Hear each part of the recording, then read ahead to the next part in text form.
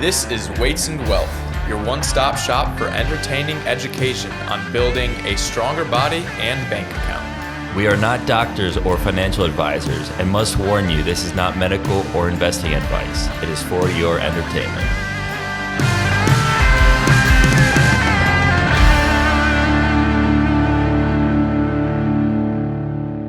Welcome back to Weights and Wealth, according to the charts, #1 Faith, Fitness, Finance, Family, and Freedom podcast. We are here with a special election or pre-election episode for you. So we're going to try to get this out before Tuesday so that you can give it a listen before all the election coverage on Tuesday night if you're interested in everything that's going on with the election. You should actually watch this in tandem as the results come in. Yeah. Be amazed at how correct we are. Yeah, how correct our predictions will be. Consult the chart. But yeah, so our shout out for this week is RFK, Robert Kennedy Jr. for announcing that if Trump is elected, they're going to take fluoride out of the water supply. On day one. So this kind of goes back, the old tinfoil hat idea that, fluoride closes your third eye and stuff like that. That's, what all the memes are about, making fun of people who are nervous about fluoride. But there was recently, like within the past couple of months, I'm sure you saw this, that actual study that was published that showed that kids who regularly drank tap water, meaning unfiltered water that had, all the amounts of fluoride and other heavy metals, that their IQ was actually like a significant amount lower. It was like 4 to 5 points, which that does make a difference, like especially on like standardized tests and stuff like that. So those kids, kind of got the short end of the stick when it came to literally just drinking water. Yeah, and there's a doctor that said if you drink fluoride in your water for a year, you'll never be the same mentally. We did cover fluoride and some of the research in an episode. I want to say that was back in the micronutrient mega episodes, around episode 25, 26, or 23, 24, somewhere in there. You have to scroll way down to find those. But yeah, that'd be pretty cool. The Weights wisdom of the week is take the fluoride out of your water and put creatine in it. Yeah. It's sad that the effects of fluoride are not reversible, because I have friends who, I have one guy he's like 145, like genius, 36 on the ACT, super smart, but he's definitely not the type of guy that filters his water. So I'm like, we could have had the Einstein, the next like super genius, but the government with the weird metals that they're putting in your water just deprived us of another genius. So, but my son will be very, very smart. We're filtering, everything is filtered here, so we're good. Our intro article of the week is Peanut the Squirrel. I'm sure a lot of you have seen the memes about Peanut, the Trump campaign. Did they actually? No. That was false. I was gonna say, like, I've seen so many screenshots of that. Like, there's no way it was real, but it's a big deal right now. Is this guy had a tame squirrel named Peanut that was like the first squirrel on TikTok to reach like 100,000 subscribers. I think he had like 500,000 followers on Instagram or TikTok. Yeah, it's unbelievable. And how disheartening is that to us? Is that a squirrel had more followers than Weights and Wealth does. Maybe we should start wearing funny hats. Funny hats, or we could do those weird outfits or something to make us a little more interesting. But basically, the state of New York came in and pretty much detained the owner. Like, I believe they cuffed him and detained him with police presence there, and then they took his pets, and there's also Fred the raccoon, lesser known but still loved, and they euthanized both of them. And apparently Peanut went out biting. So if you're black-pilled right now, if you are feeling sad, know that Peanut died fighting. Alright, so do not give up. Know that no matter how dark it may seem, there is light at the end of the tunnel. There is nothing worth stopping this fight. Fred the raccoon was an injured raccoon that someone dropped off on the owner's doorstep a couple months ago because they knew he had Peanut the squirrel. Yeah. But apparently, this guy just takes care of animals. Apparently, the state was getting calls that this guy had wildlife in his home that could be a danger to others. And so that's why Peanut the squirrel and Frank the raccoon were forcibly taken from him and euthanized against all three parties' wills. If you're generally like in favor of more government, just think about this. You know, like I feel like that should be a line that everyone can kind of like agree on, is that the government should not have enough power to come into your house and kill your animals. You know, like that's pretty bleak. Maybe I don't know the owner's name, but maybe his John Wick character arc will start here. That's what they're saying. I mean, who knows? But yeah, so it's a very, very sad story, and you know we'll all say our prayers for Peanut this weekend. You know, as we go into the election, you know, remember on election day, remember Peanut and think about him as you cast your vote. You good? You good? Yeah. All right. So Ted said, put your faith in Jesus. Not a political candidate, sadly. Things are going to have to get a lot worse before he actually takes his kingdom here. Mm-hmm. So just remember that, you know, as bad as things may be, it's going to get a lot worse until the king comes back. So, you know, like don't despair.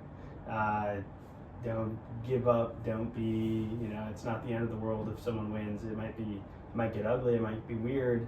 Mm-hmm. But it's the likelihood of the Hold'em again. Well, we'll get into the likelihoods of who's going to win here in a minute. Mm-hmm. But yeah, put your faith in Jesus, not some political candidate. Or the market. Or the market, yeah. Throw it all on, you know, random crypto. I know there's hundreds of millions and billions of dollars going through social media and media ads right now to try to get you to hate 50% of America, but you should love people even if they vote differently from you, no matter how stupid you think their ideas might be. So just keep that in mind this election season, as people will probably be very upset over the next few days. Okay, so what we're gonna do, we're gonna have some cool. Won't be upset though. Yeah. Third party voter here. So we're gonna have some graphics, I think, in post production. We'll see how cool I can make it look. But we're gonna basically go through. We're gonna skip over most of the states because most of the states are pretty obvious. But we went through the map of the Electoral College and put in, based off different polls and different thoughts we have, what we think the outcomes might be. So we'll have both Sean and my picks basically at the top of the screen, and we'll just keep updating it as the episode goes on. But to clear out a lot of the garbage early on here, some blue states that he's not talking about Republicans. Some of the blue states that are going to be blue, I'll just run through this real quick. Basically, the West Coast, Colorado, New Mexico, Minnesota, Illinois, Hawaii, one vote from Nebraska, Virginia, Maryland, and the Northeast kind of block, aside from Pennsylvania, and then one vote from Maine. So if you weren't aware, in Maine and Nebraska, starting, I think, one of them in the 80s and one of them in the 90s, made it so that their electoral college votes can split. So they basically have different districts, and if one district leans the other way of the state, basically the state gets half the state popular vote, winds up with half the electoral college votes, and then the districts individually have other electoral college votes. So it's possible for Maine, is Maine 5 or 4? Okay, Maine is 3 votes. So it's Maine has 4 electoral college votes. It can have 2 that go for whichever candidate wins the popular vote in that state, and then based off the 2 districts, one can go Democrat, one can go Republican, and Nebraska's the same way. Just has one more. That's 5, yeah. And which I think is a better system. Well, it's maybe not necessarily better, but it is a little more representative. Because you have states like Illinois, for example, where Chicago controls the entire vote. If Chicago was cut off, if you just took Cook County and cut it out of the state, I'm fairly certain that Illinois would probably be. Well, so Illinois would still, in that case, if Illinois implemented this, they would still have their popular vote being blue. So half of their votes, or however they did it, half their electoral college votes would remain Democrat. Yeah. The Cook County seat, Chicago, would also be blue, but then maybe some of those other territories in southern Illinois might turn red.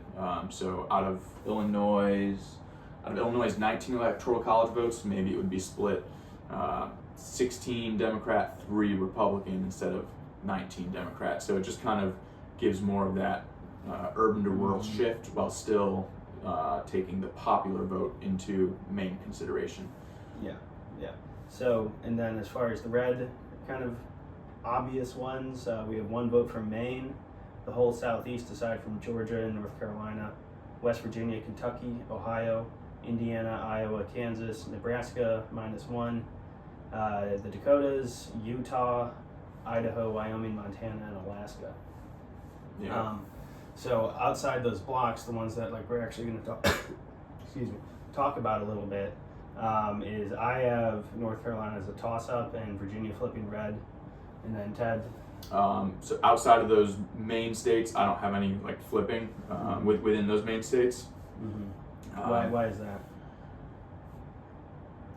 Those states are all pretty hard to flip. I mean, there could be some surprise that happens. Like you've got Virginia flipping. I thought about maybe having New Mexico flip just because immigration is such a hot issue right now and it's down the border there. But when I looked into the polls, I didn't see, it would have to be a pretty surprising jump for New Mexico to flip. Polls, I'm kind of with Mr. Trump here. I think polling is kind of the pseudoscience. It is, but to a certain extent, like Tennessee, last time Tennessee went red by like 25 points or something, or 30 points. So like the polls that show that Trump's winning Tennessee by about 30%, I believe those are going to be somewhat accurate. Yeah, I mean it's to a certain extent they're going to be representative in a way, but they're definitely not covering everyone. Which is why I have Virginia going red, just because of the amount of early voting data that's been coming out. It's significantly favoring the Republicans. Yeah. And I think there's a lot of people, like we saw with the previous, like the gubernatorial election here, they voted in Youngkin. And it was close, but yeah. Like, so Virginia, there's kind of a resurgence since Biden took office in Virginia of it swinging more red. Yeah. So I think that trend will continue because things have not gotten better. Things have not calmed down. And so I think things have only reached a fever point here where they're definitely like people are just coming out of the woodwork. Yeah. I mean, Virginia, blue state, but red governor. Kind of like West Virginia, extremely red state, has a blue senator. Yeah. So he's part of the machine. Okay, so yeah, that's your Virginia take. What's your other one that you have flipping? North Carolina. You want to go through North Carolina? North Carolina is a toss-up. Just because of the stuff with the hurricane, the amount of people I think that probably feel abandoned by this administration, by the lackluster performance of FEMA and any government entity pretty much. I feel like they're probably going to vote with they're going to show their displeasure at the polls and probably kick out this administration, because in a way a vote for Harris is a vote for the current state of affairs. Yeah. Right? Because like she hasn't done a good job of talking about why she's going to be different. Yeah, and that definitely makes sense. I had North Carolina being blue in this election for basically the same reason, just a different thought process. My thinking is with the hurricane and all the damage that was sustained in North Carolina, I see some of those more red parts of North Carolina having issues with people actually getting out to vote.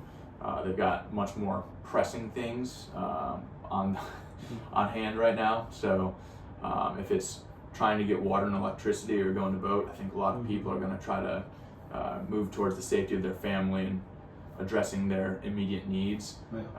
So I was thinking that kind of western edge of North Carolina that was hit really hard might have low voting turnout, and North Carolina would stay blue, like the polling is currently indicating. Although it is relatively close there, like 3-4% in a lot of polls. Yeah, and I think North Carolina is kind of a similar situation to Nevada where there's been a big exodus of kind of more right of center people leaving New York, California, Illinois, and going down to the Carolinas. Mm-hmm. There's a lot of people that have done that. Like your family, for example. Yep. They went to South Carolina, but the Carolinas have been a popular destination for the kind of COVID exodus. That's true. So I think that may bear out this election. Let's I hit think general Nevada. trends. We both had Nevada going red. Mm-hmm. Yeah. So with Nevada, my thought on it going red was you've got a decent sized exodus of people from California going over to Nevada. And a lot of those people that are leaving California are leaving because they don't like how blue it is and the policies there. So I have those people increasing the red vote in Nevada. And then also the no tax on tips thing, I think is going to be a little bit of a seller. And although both candidates kind of came up with that policy, Trump was the first one that announced it at a rally in Nevada. And then about a week later, Harris came out and started echoing the same point. But I think a lot of people that were excited by that when it first came out heard Trump say it first. Yeah, no, that's fair. For Nevada, I'm just thinking, with Trump's personality and, like the kind of business type person he is, that's the primary interest there. Yeah, he's the casino guy. He should get the Yeah. casino vote. Exactly. I think so. And it's, I don't know, I think that it's one of those states where it's like kind of like oddly liberal, but also oddly conservative. It's kind of this weird, land of like totally weird things going on. So I don't know. I don't have much thought into it other than people leaving California and Oregon and kind of like hopping across the border pretty much, and then just the industry generally being more of a Trump type of person. Yeah. So What swing state you want to hit next? we can talk about Pennsylvania. All right. Pennsylvania is a big one. Pennsylvania is, I would say, of the two states from my memory that had or I guess there's three that had kind of like voting concerns that lasted after the election. Wisconsin and Michigan to an extent, but I would say more Arizona, Pennsylvania, and Georgia were the ones that there was maybe some sketchy things There's happening. some stuff to say about Georgia and Arizona. Yeah. But with Pennsylvania, did we both have it going red? Well, no, I'm down. Ooh, you're down. Okay, so I had Pennsylvania going red, and I had it going Sean blue. has it going blue. Mm-hmm. All right, so why do you have it going blue?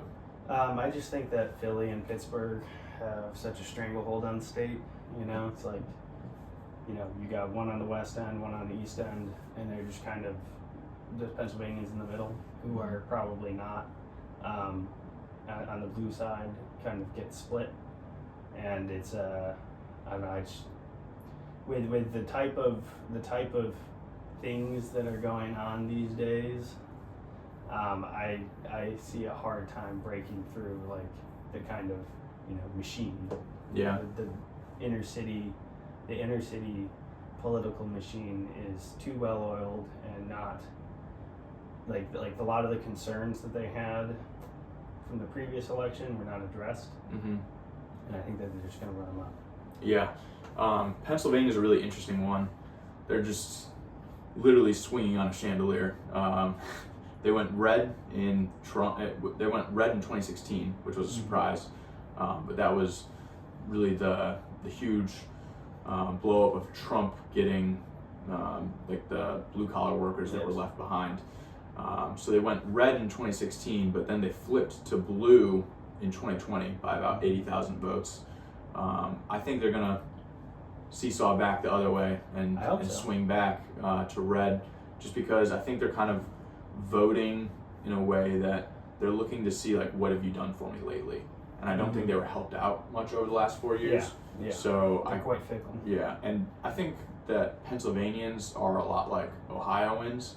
The people of Ohio, I think they'll appreciate that. Yeah, well, sorry, Pennsylvanians. But they're just kind of like tough people in general. Not everyone. Obviously, there's big differences in towns and cities and everything. But I think for the most part, they're very tough people, and just culturally with everything that's been offered over the past 4 years, I think a lot of people that maybe voted blue last time, culture issues will win them over to voting red this time. So I see Pennsylvania possibly flipping back, but I can definitely see it going blue as well. Yeah. So in some ways, I'm a little on the pessimistic side, but I see your point, and I mean, it is really one of those states that goes just back and forth, and I think that Trump's made a good argument this campaign season so far for the people of Pennsylvania, and like why he's the choice. So Wisconsin, I agree with you that it's going to go red, but I think that Michigan is going to be the big difference, because I think if Gretchen Whitmer has the power to essentially create a fake kidnapping case against her, I think she's got too much of a stranglehold on that state to lose it. Yeah. All right, let's hit Wisconsin first. So we both have Wisconsin going red. Wisconsin went red 2016, blue 2020, just like Pennsylvania. I believe that's right, with 2016, right? But Wisconsin is another one of those places where it's a lot of people from Illinois scoot across the border, like Racine, Kenosha County. There's a lot of people that just have a lot of family in Illinois, enjoy the Midwest, but they're just trying to get away from Illinois. Yeah, and they just take from the great state of Wisconsin. It's unfortunate. I know. It is interesting how you never see anyone like trying to get away from Texas. Yeah. Like you don't see people like running into, I don't know, like, or like from Georgia, and they're like, I gotta get away from Florida. It's horrible here. Yeah, Wisconsin, I think there's a really interesting poll that came out about a week ago that showed that 45% of Gen Z lied to their family and friends about who they voted for. So I think there's a lot of stigma out there on both sides, but I would say more with voting for Trump. People are afraid to say they voted for him, just based off the political climate and how people react. So I don't know. I think that with Gen Z, a lot of the blue parts of Wisconsin, mainly, as you said, kind of got Milwaukee and Madison. They're two of the bigger blue areas of Wisconsin. And I think you could see a lot of college students flipping, a lot of that Gen Z age group kind of flipping over to red from blue. We have seen in recent years that, especially with like young men, they're getting much more conservative. Yeah, there's a large divergence between young women and young men on like political ideology. It's pretty much like just a Y. Up until I would say 2010s, 2015, they were kind of like in the middle, relatively similar. And then after the whole after Obama's tenure and then Trump takes office, they just kind of split like this. And now it's pretty much, if you're like a under 30 dude and you're an under 30 girl, the odds of you guys aligning on anything is pretty much zero. Yeah. So. All right, so that's Wisconsin. Michigan, I had Michigan turning red, which I think is a little bit of a long shot, but you had it staying blue. Yeah. So again, Gretchen Whitmer. Yeah. Way too powerful of an individual. So I don't know. I think that Michigan has been changing a lot over the past 4 years. I think that Michigan has a large Muslim population. I think a lot of those people could flip from voting Democrat like they usually do to voting Republican solely based off the LGBTQ ideology that the Democratic Party's been pushing. But at the same time, the chain migration, stuff like that, if you've got 10 cousins still in Iraq or, wherever, you're just still going to want to bring them over. And they can come to the southern border, as we've seen they have. Well, more legally, under a blue administration, but if you vote Trump in office, what are the odds that he's going to continue a lot of these immigration policies? Probably pretty low. Yeah. So I don't know. I could see that going either way. I think also I think some will be swayed by I that. think the resurgence of Detroit is also a factor. Resurgence With of Detroit. with Sounds like the fake Detroit news. Lions on the rise, I feel like the spirit of the city of Detroit has kind of been lifted into that MCDC. Let's work hard and let's get it. So I don't know. I think that could have a little bit of an effect. It'll be interesting to see if Detroit, that area, gets a little more red in this election cycle, and if it does, I think the Detroit Lions might have a little bit to do with it. I think just that spirit of that hard work and that grittiness that team has might be just kind of infecting people. I don't know. We'll see. That'll be interesting, and they might not be related if it does happen. Maybe who knows? I mean, I'm not gonna say that football is anything to do with an election. You know, it's a bit of a stretch. I love my conspiracy theories about Christian Whitmer, but Detroit Lions, no thanks. So as far as Arizona, so this is the one that, you know, I'm seeing a lot of issues with this. I have it going blue. Yep, you have it going blue, I have it going red. Literally based just on the fact that Maricopa County said that they're going to take up to 2 weeks. Yeah, to count we the covered votes. that a week or two ago Yeah. in a recent episode, but yeah, they said they're going to take 10 to 13 days to count votes. Yeah. This was the county that had the issue with over 1 million votes having Sharpie written on the votes. Yeah, like just unbelievable. What is happening? Unbelievable, like incompetence in their electoral security. Yeah. And just because of that, just because they pretty much admitted that nothing has been fixed, that it's gonna go blue. Like, Yeah. it's. I mean, I'm not saying that, you know, gleefully or anything, but it's. So now if we compare where our electoral college votes are at, this is where it gets really interesting, Mm-hmm. because mine is at 280 Republicans to 258 Democrats, and Sean's is at 258 Democrats to 264 Republicans, with North Carolina being 14 It's a undecided. It's a toss-up. So Sean would also be 280 for Republicans if North Carolina goes red. But with mine, Arizona has 11 votes. So if my map is completely 100% correct, which I think would be a long shot, it would be very interesting if mine's completely correct except for Arizona, and Arizona goes blue, because then you get into the situation where Republicans and Democrats both have 269 and no one has 270. And Sean, what happens if that happens? Goes to the House. It goes to the House.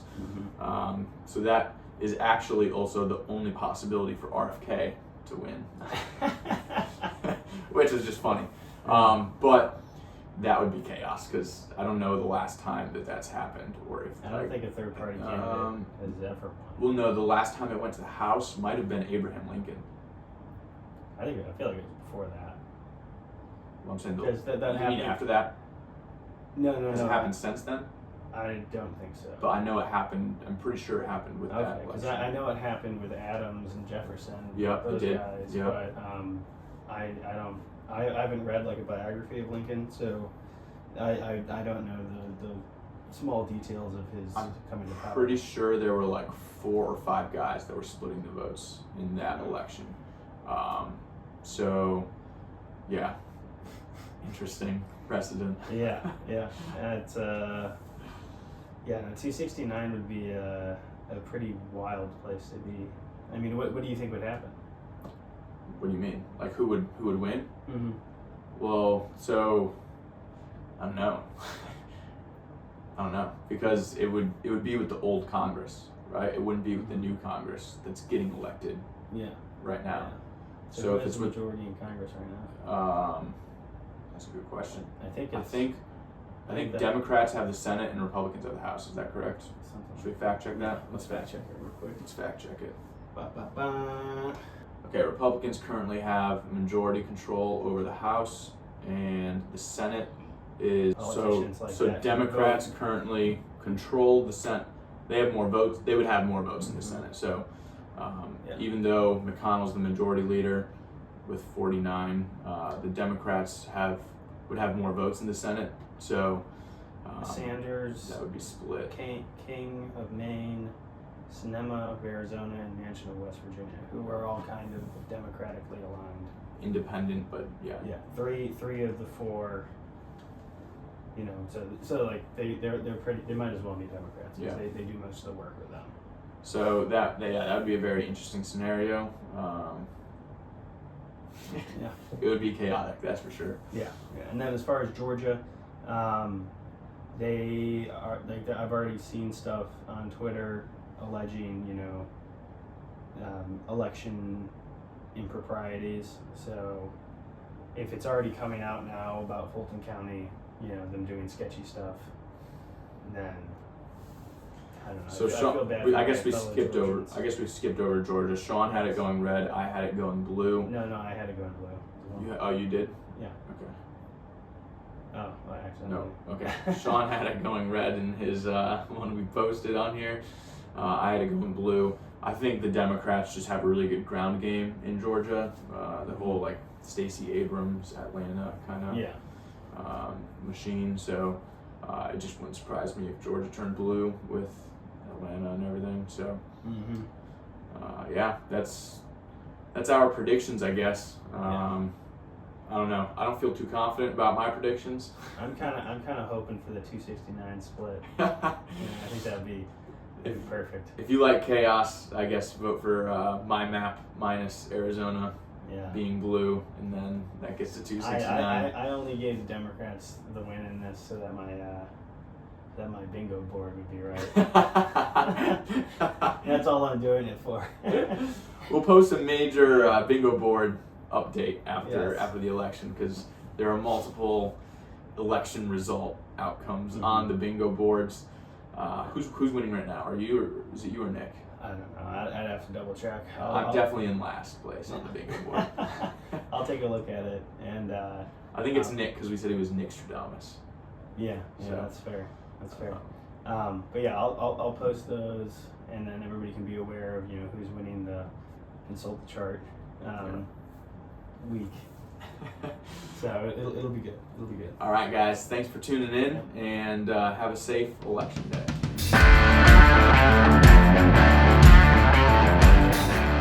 Thanks for joining us today at Weights and Wealth, and don't forget to apply today's lessons to live healthy and wealthy.